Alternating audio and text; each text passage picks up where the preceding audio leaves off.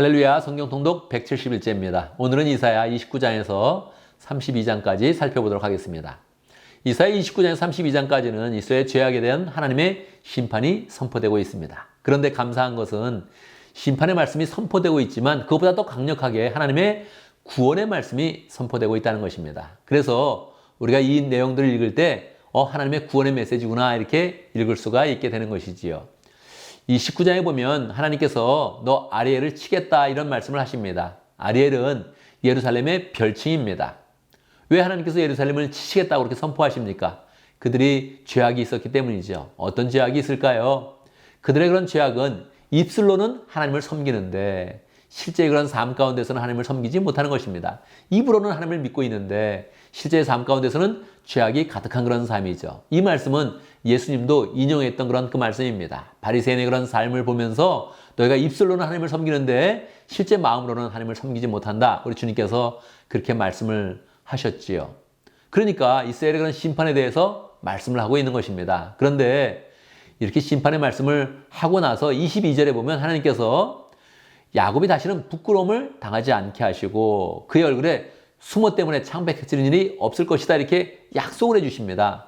왜 이런 약속을 해주실까요? 그래 죄악이 있는 것이 분명한데 입술로만 하나님을 섬겼는데 어떻게 그들이 수모를 당하지 않는 그런 삶이 되는 것입니까? 그것은 하나님께서 구원자를 보내기 때문에 그러한 것입니다. 우리에게 예수님을 보내기 때문에 그들이 다시는 수치를 당하지 않고 죄악은 씻길 것이다 이렇게 약속하고 있는 것입니다. 30장의 내용에 보면 이스라엘 사람들이 이집트로 가서 도움을 청하는 것에 대해서 안타깝게 여기면서 하나님께서 말씀하십니다. 어떻게 말씀하십니까? 2절 너희가 나에게 물어보지도 않고 이집트로 내려가서 바로의 보호를 받아 피신하려고 하고 있구나 그렇게 이야기하고 있습니다. 하나님이 안타까운 그런 마음이죠. 나에게 물어봐야 된다. 나에게 도움을 청해야 된다 이렇게 말씀하는 것이죠. 이집트로 내려가서 보호를 구하면 어떤 결과가 있겠습니까? 그는 보호를 받지도 못하고 유익을 얻지도 못하고 수치를 당할 것이다. 그렇게 이야기하고 있습니다. 그렇게 또 맞춰지면 너무 안타까운 것이죠. 하나님은 또다시 26절에 보면 구원을 약속하고 있습니다.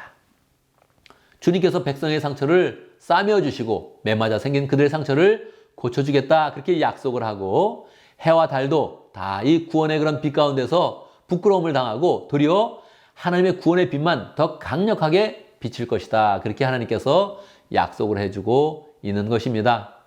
31장에 보면 하나님께서 이집트와 아수르에 대해서 언급합니다. 왜 그렇습니까? 이스라엘을 중간에 두고서 아수리가 쳐들어왔을 때 이스라엘이 이집트에 가서 도움을 청하고 또 이집트와 아수리아가 전쟁하는 그런 상황이 벌어졌기 때문에 그러합니다. 하나님이 이집트를 어떻게 보실까요?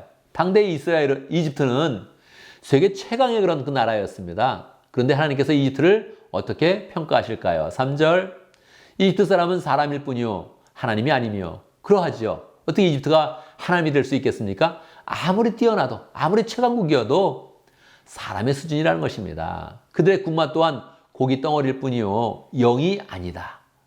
하나님의 영이 중요한 것입니다. 군마가 강한 것이 아니라 하나님의 영이 강한 것인데 그들이 지금 보이는 이집트 군대와 이집트의 그런 나라를 의지하고 있으니 안타깝다 이렇게 말씀하시는 것이죠. 하나님이 이집트를 어떻게 처리하실 것입니까? 주님께서 손을 들어 치시면 돕던 자가 넘어지고 도움을 받던 자도 쓰러져서 모두 함께 멸망하고 말 것이다. 이스라엘이 이때 도움을 구했는데 도움을 구하러 간 사람이나 도와주려고 하는 그런 사람이나 다 멸망한다는 것입니다. 왜 그렇습니까? 다 그들이 죄악 가운데 있으니까.